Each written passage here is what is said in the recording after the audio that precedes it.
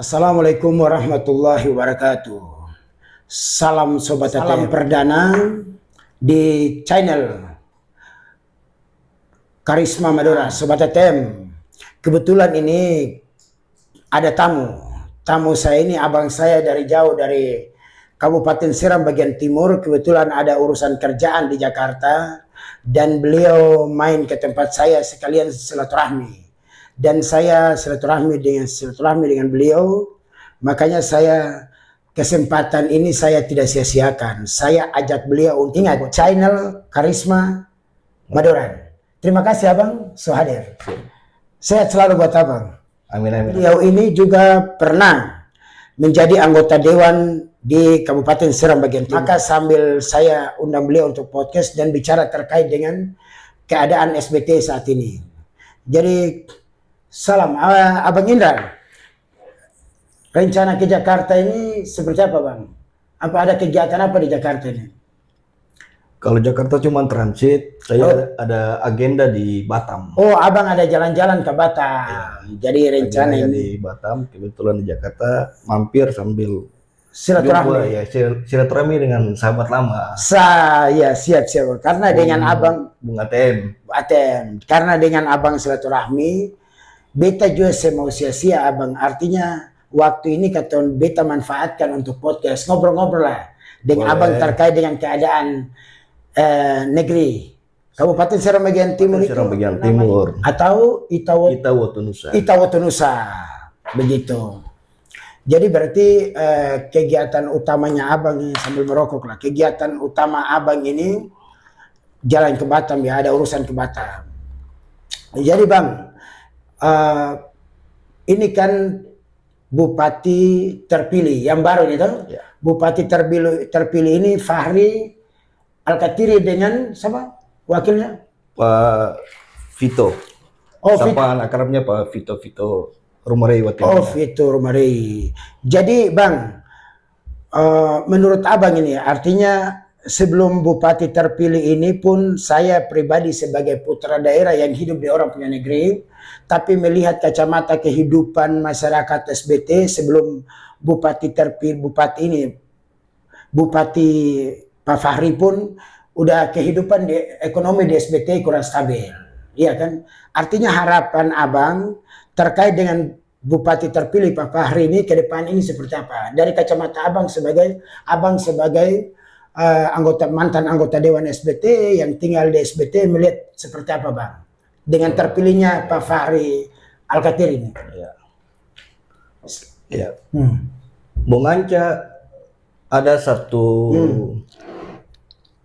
bahasa kuno, bahasa usang lah, bukan kuno, bahasa usang yang sering dipakai orang, khususnya untuk mengolah birokrasi itu biasa dibilang begini: lain orang, lain koki, pasti lain masakan.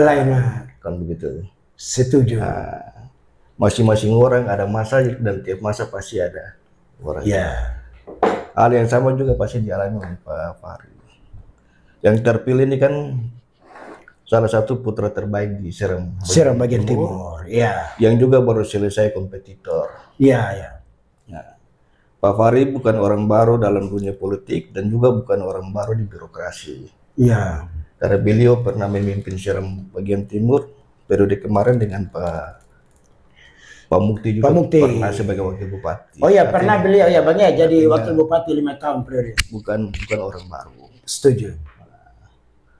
Sekarang beliau dipercayakan oleh masyarakat Seram bagian timur untuk menahkodai Kabupaten Seram bagian timur. Ya, menjadi orang nomor 1 di Kabupaten Seram bagian timur lah. Saya lihat Pak Fahri juga orang yang punya komitmen dan visi misi yang jelas untuk Seram bagian timur ke depan. Ya. Pasti komitmen itu akan beliau laksanakan.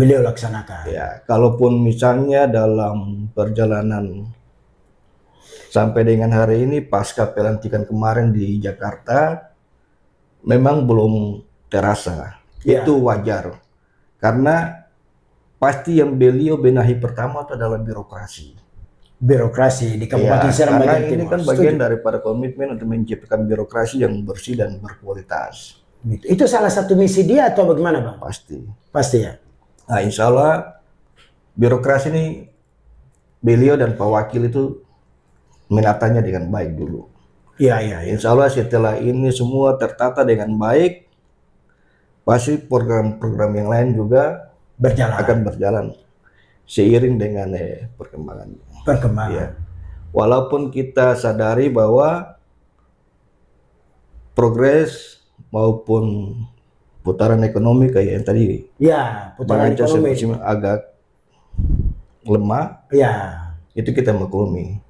Apalagi dengan efisiensi anggaran yang sekarang berlaku di seluruh Indonesia, ya, pasti berdampak. Tapi kita tidak perlu pesimis. Saya optimis bahwa Pak Fahri pasti punya kiat-kiat khusus untuk bagaimana membangun SBT, bisa menstabilkan kondisi ekonomi di SBT dan membangun SBT ke depan. Ya. Boleh. Beliau termasuk salah satu politisi, termasuk kepala daerah yang menurut kacamata saya Bang, juga cukup energi. Artinya masih muda Bang, dibandingin sama kayak Pak Mukti, ini kan dia juga masih muda, kan? Artinya masing-masing orang dengan dia punya kelebihan. Kalau saya lihat Pak Fahri juga cukup energik, dan insya Allah energik ini pasti bisa positif digunakan untuk membangun. Iya, setuju Bang. Dan itu saya rasa Abang harapan-harapan itu kan bukan datang dari masyarakat Kabupaten Seram Bagian Timur yang berdomisili di Seram Bagian Timur saja. Kami sebagai anak SBT yang hidup di rantau melihat dari jauh mengharapkan sesuatu yang lebih baik dari Pak Fahri saat ini. Untuk menakodai SBT lebih baik dari periode-periode sebelumnya. Artinya Seram Bagian Timur ini bukan ansinya harus dibangun oleh orang Seram Bagian Timur yang ada di Kabupaten Seram Bagian Timur. Setuju. Seram Bagian Timur dibangun ini membutuhkan campur tangan dari semua orang, lebih-lebih kepada rekan-rekan, teman-teman, saudara yang ada di luar Maluku, termasuk Bung Anca juga. Bung Anca ini kan bukan orang baru di Jakarta, orang lama. Paling tidak sudah ada konektivitas di Jakarta. Apalagi sebagai Direktur PT Karisma Madoran Sejahtera, pasti punya link itu ada. Insya Allah Bang. Ini harus juga digunakan untuk membantu Seram Bagian Timur ke depan. Setuju Bang. Insya Allah harus itu ada sinkronisasi. Itu yang kita harapkan Bang. Terus satu lagi, ini ada pertanyaan lagi nih Bang. Sebenarnya pertanyaan ini datang dari teman-teman yang ada di Jakarta atau di luar. Jadi ini antara pemerintahan SBT, saya bertanya ini kepada Abang karena Abang ada di sana. Jadi pemerintahan SBT saat ini dinakodai Pak Fahri Al-Katiri. Tapi di sisi lain wakil gubernur kita saat ini adalah mantan Bupati Seram Bagian Timur, yaitu Pak Abdullah Fanat. Kalau saya lihat selama ini kan tidak ada sinergi antara, tidak ada korelasi atau ada hubungan yang baik. Wallahu alam, saya melihat dari luar Bang. Dari kacamata saya di luar SBT itu tidak ada komunikasi yang baik antara kedua tokoh publik ini. Dari kacamata Abang seperti apa? Kalau artinya saya tidak masuk sampai ke ranah privasinya, tidak. Nah, tetapi demi untuk kemajuan Seram Bagian Timur ke arah yang lebih baik, saya yakin beliau berdua tidak ada hal yang mustahil. Betul. Pasti sama-sama punya komitmen untuk membangun Seram Bagian Timur ke arah yang lebih baik. Jadi Pak Fahri punya kewenangan. Pak Fanat selaku wakil gubernur juga pasti gunakan dia punya kewenangan untuk membijaki dari sisi anggaran, untuk bagaimana pemerataan APBD 1 di Maluku itu bisa tercurah sampai ke Seram Bagian Timur pada porsi yang tepat. Kalau memang selama ini porsi anggaran itu belum tepat, ya mungkin dengan hadirnya Pak Fanat sebagai wakil bupati itu bisa diparipurnakan, artinya disempurnakan supaya anggaran yang harus masuk ke porsi Seram Bagian Timur lumayan harus sesuai. Nah, kalau misalnya sinkronisasi ini bisa jalan, Saya yakin bahwa efisiensi anggaran yang tadinya menjadi sesuatu yang dalam tanda kutip kita anggap ngeri untuk membangun Seram bagian timur, dengan sendirinya berangsur membaik karena ada support dari Pemerintah. Jadi provinsi. setuju sekali Bang. Makanya kami sebagai anak rantau juga melihat ini sebelumnya. Tapi dan sesudah Bang Abdul Fanak ini terpilih sebagai wakil gubernur dan Pak Fahri sebagai Bupati SBT, harapan kami itu cuma satu, bahwa insya Allah ke depan sinergi, ada hubungan dua tokoh publik ini, ada sinergi antara Pak Bupati dengan Pak Wakil Gubernur. Tujuannya itu cuma satu, bagaimana membangun Kabupaten Seram bagian timur lebih baik ke depan. Jadi Bang Anca, kata orang, di wilayah politik ini kan tidak ada sahabat yang abadi, teman yang abadi, yang ada cuma dengan kepentingan yang abadi. Tapi kalau misalnya dua-duanya punya kepentingan untuk membangun Seram bagian timur, tidak ada yang mustahil, insya Allah. Beta pribadi yakin sungguh bahwa Pak Fahri di Seram bagian timur, Pak Fanat di Maluku pasti mempunyai komitmen untuk bangun Seram. Siap.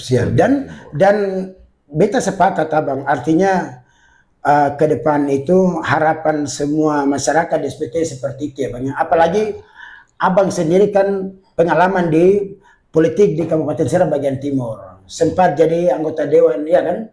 DPRD Kabupaten 2 periode ya Bang? Hampir 2 periode. Hampir 2 periode. Kalau Bung Anca, kalau saya rasional saja, orangnya coba masuk ke ranah yang rasional, sekalipun mungkin kemarin kita sempat beda pilihan politik, tapi kita harus rasional bahwa dengan tagline gerak cepat, mudah-mudahan segala persoalan yang ada di SBT di bawah pimpinan Pak Fahri, gerak cepat itu memang benar-benar bisa direalisasikan. Setuju. Karena memang SBT ini kadang kita harus bangun dengan cara yang tanda kutip agak ekstrim. Karena daerah kita di beberapa tempat memang masih terisolir, khususnya saudara kita yang ada di Kilmuri yang sampai dengan hari ini jangkauan jalan, jangkauan PLN itu masih belum terkonek secara langsung. Ya mungkin dengan tagline gerak cepat ada harapan besar yang dititipkan oleh saudara kita yang ada di Kilmuri. Dan kita sebagai orang SBT berharap bahwa itu harus direalisasikan. Karena persoalan begitu ada jalan sebagai jembatan, sebagai panglima pembangunan, ada listrik yang masuk.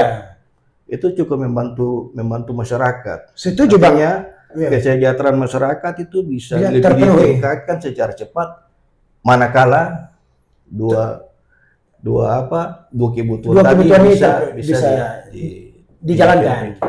Tapi Bang, mohon maaf Bang, saya beta potong ini. Abang tadi bicara terkait dengan jembatan dan sebagainya itu, kemarin ini beta pun ada dari GB, dia ke Sorong Seram, dia pulang ke kampung. Tadi malam dia video saya terkait dengan salah satu jembatan di SBT itu, dia sekitar 6 jam tunggu air. So, itu jembatan apa yang rubuh itu Bang? Itu jembatan Waimer. Iya. Waimer memang jembatannya. Waimer ini melintas dari Bula ke Waro. Dari Kecamatan Bula ke Kecamatan Teluk Waro. Dia berarti dia sebelum Kecamatan Teluk Waro. Dia sudah masuk di Kecamatan Teluk Waro. Oh, sudah masuk Kecamatan Teluk Waro jembatan. Memang jembatan itu sudah rusak berat.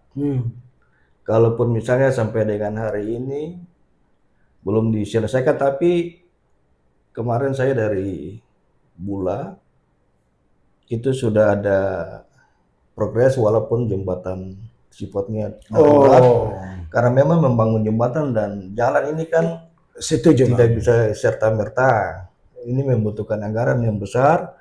Lalu kadang status jalan, status jembatan itu berpengaruh dengan anggaran. Ada anggaran kabupaten, anggaran provinsi, bahkan anggaran pusat. Setuju Bang. Itu yang kadang memperlambat di situ. Pemerintah daerah mau percepat, tapi kalau ini urusannya ada di anggaran provinsi atau di pusat, jadi lambang yang rusak dan sebagainya. Tapi ada satu pertanyaan lagi nih terkait dengan Abang ini kan mantan anggota DPRD. ini kan ada beberapa anggota ketua DPRD yang terpilih ini kan siapa namanya Risman. Pak Risman Pak Risman dari Partai PKB. PKB. Beliau sering komunikasi baik dengan saya. Dari kacamata abang nih, kacamata abang melihat abang kita ini Bang Risman Sibolama ini seperti apa? Beliau sangat dekat, sering komunikasi, telepon. Kacamata abang melihat Bang Risman Sibolama sebagai ketua DPRD SBT ini seperti apa? Kalau saya tidak sampai kepada Pak Risman harus melihat seperti apa, karena itu Pak Anca harus menanya ke Pak Risman. Pak Risman. Iya kan? Terus? Tetapi kalau saya berharap, dan mungkin masyarakat Seram bagian timur berharap bahwa ada komunikasi yang baik, ada komunikasi yang elok antara dua lembaga ini, untuk bagaimana bisa mempercepat, bisa menyelesaikan apa yang menjadi kendala dan apa yang menjadi kendala yang paling prioritas di Seram bagian timur. Itu yang harus dikomunikasikan supaya dua lembaga ini dapat pemerintah antara eksekutif dan legislatif. Yaitu bupatinya lah ya. Nah, asal dan legislatif kan itu harus. Asal jangan gini Bang. Kayaknya saya pernah tulis di Facebook saya itu, asal jangan DPR di SBT ini, bahasa dari saya sendiri ya Bang, bukan tidak ada. DPR di SBT ini jangan sampai jadi penjilatnya bupati. Paling nggak mereka harus lawan sedikit Bang. Iya kan, dulu abang pernah jadi DPR juga, kita duduk, abang ingatnya. Saya pernah sampaikan buat abang juga bahwa abang jangan jadi penjilatnya bupati, iya kan. Itu harapan itu pun saya kemarin sampaikan kepada beberapa teman anggota dewan yang terpilih.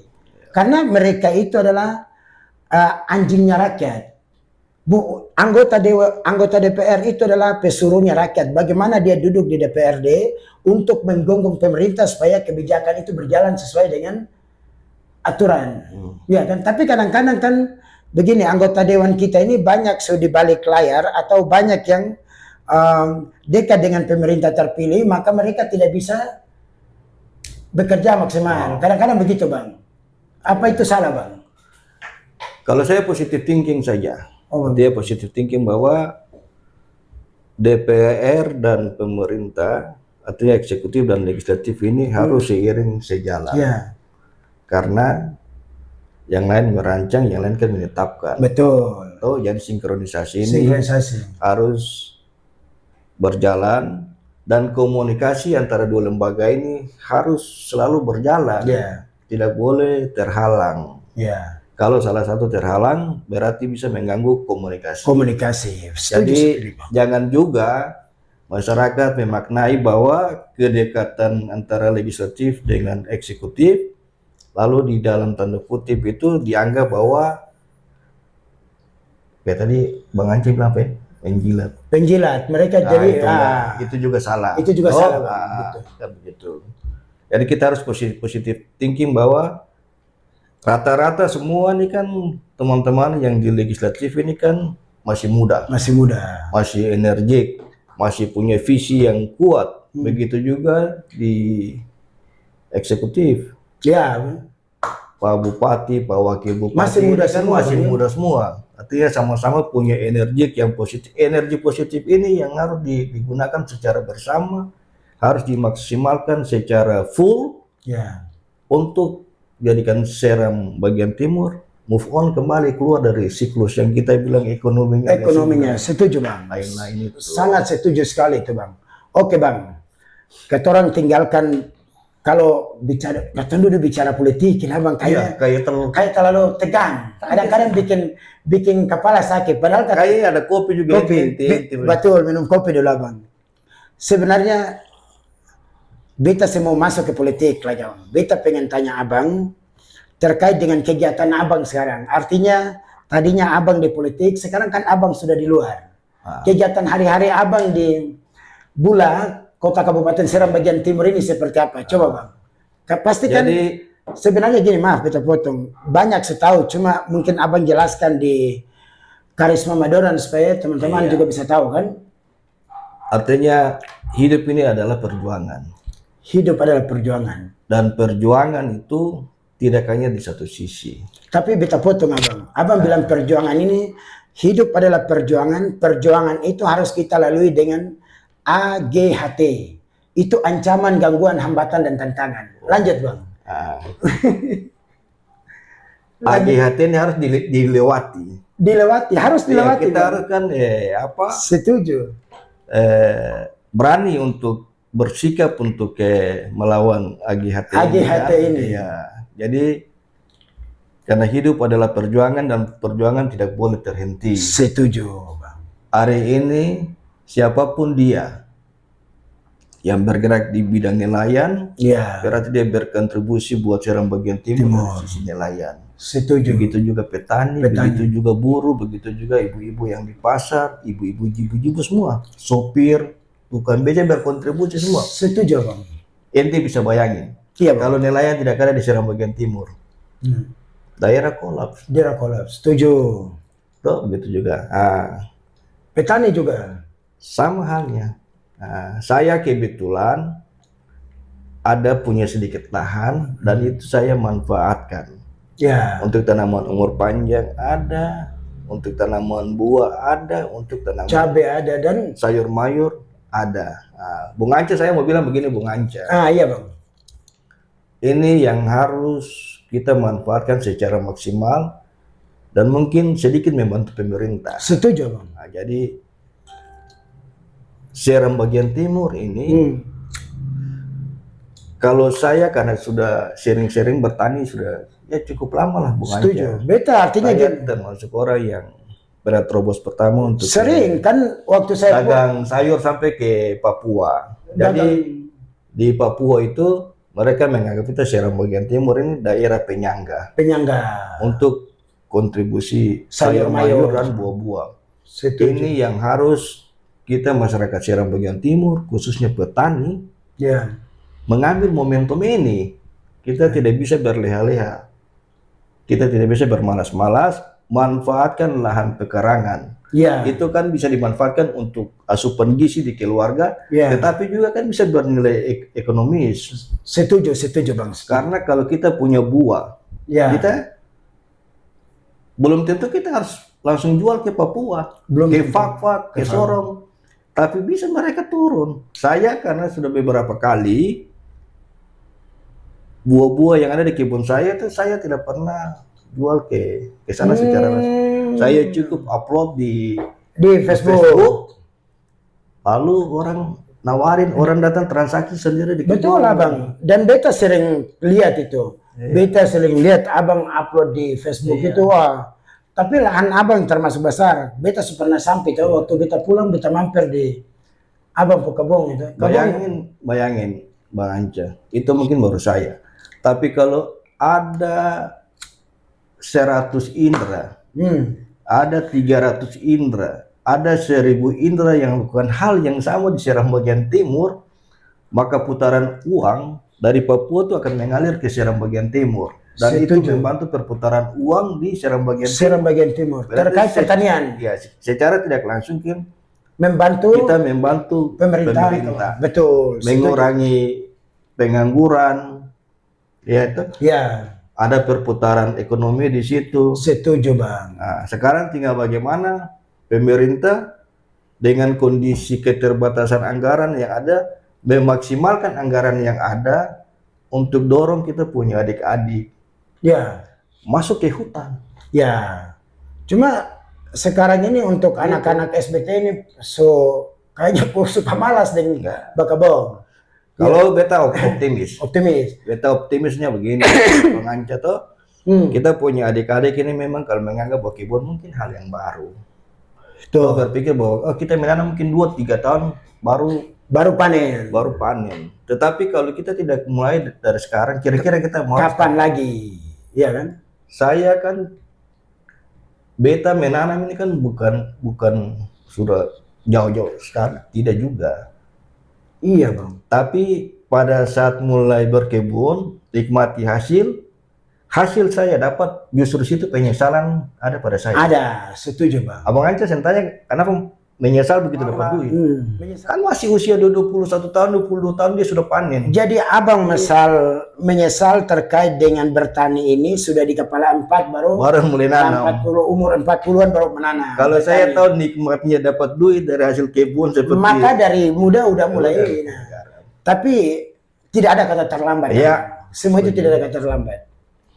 Jadi sobat ATM, nah itulah tadi sedikit cerita terkait dengan perjalanan hidupnya Bang Indra di Kabupaten Seram bagian timur, dan terkait dengan kacamata, bukan abang aja sih, kacamata saya juga terkait dengan pemerintahan SBT yang sekarang dinakodai oleh Pak Fahri Alkatir ya. Ya, tapi bisa nitip sesuatu buat harapannya. Boleh, apa pesan abang untuk ke pemerintahan Kabupaten SBT saat ini? Ini andai kata kalau Bang Anca yang bupati, maka saya mau bilang buat Bang Anca. Iya. Bang Anca, adik-adik kita yang ada ini, jangan semua didorong untuk masuk ke PNS. Iya. Harus lebih banyak masuk ke wira swasta. Wira swasta. Setuju. Harus manfaatkan hutan kita secara maksimal. Dan itu harus dibijaki dalam sebuah kebijakan yang bersifat positif, yang bisa merangsang adik-adik kita untuk berkebun. Setuju. Karena kalau kita evaluasi, ya misalnya ya Bang Anja, mudah-mudahan saya salah gitu. Ya. Kalau ini digerakkan secara baik, ya, penghasilan mereka itu bisa lebih besar dari pegawai negeri. Pegawai negeri, setuju. Itu bisa. Jadi harus didorong, harus dirangsang untuk mereka mau berkebun. Sebenarnya masukan abang ini bagus, cuma saya pernah bicara dengan ponakan-ponakan sama seperti harapan abang ini. Dan sebenarnya Bang, kalau beta lihat dari jauh, kata orang punya adik-adik, ponakan-ponakan yang kuliah, di dalam mindset otaknya mereka di ini adalah berpikir bagaimana selesai kuliah pulang jadi PNS atau jadi honorer, iya kan? Belum PNS, ini yang salah. Mereka tidak berpikir bagaimana dia bisa menghasilkan cari kehidupan dengan wira swasta seperti abang bilang tadi kan. Jadi memang mindset itu ada Bang Anja, tetapi mindset seperti begitu kan dia tidak harus berlaku baku. Ya. Artinya kita harus mengikuti perkembangan zaman juga. Harusnya. Kan begitu. Perkembangan zaman saat ini tuh membuka ruang untuk siapa saja. Setuju, setuju. Membuka ruang, Bang Anja. Siapa sangka gini Bang Anja? Orang nanam siri. Ya. Hari ini tidak ada orang yang mungkin nanam siri di bulan. Di bulan. Di SBT bahkan. Kalau dulu ada. Ada cuma nanam untuk konsumsi. Untuk konsumsi. Tapi untuk ekonomis. Untuk ekonomis nggak ada. Tentu. Tapi Bang. Tetapi siri, saya pernah nanam. 1 kilo itu 35.000 itu dari Papua tawar. Tapi abang benar, tahun 90-an saya beta masih SD, itu di kampung tanam dan jual. Iya. Tapi sekarang susah nggak ada. Iya, makanya semua sektor harus didorong. Baik perikanan, baik di mana saja harus bisa dikelola secara maksimal. Artinya kita punya hasil kalau di hutan dulu mungkin hanya masuk ke 1-2 orang. Iya. Paling jauh sekarang sampai ke Ambon misalnya. Ambon. Tetapi dengan ada tol laut yang sudah masuk di Seram bagian timur, sistem kubikasinya juga sangat murah. Bang Anja kan. Iya, kita dari sini kirim barang 1 kontainer 20 feet mungkin cuma 3 juta. 3 juta. Ya kan? Jadi pemerintah makin mudahkan itu. Makin mudahkan itu.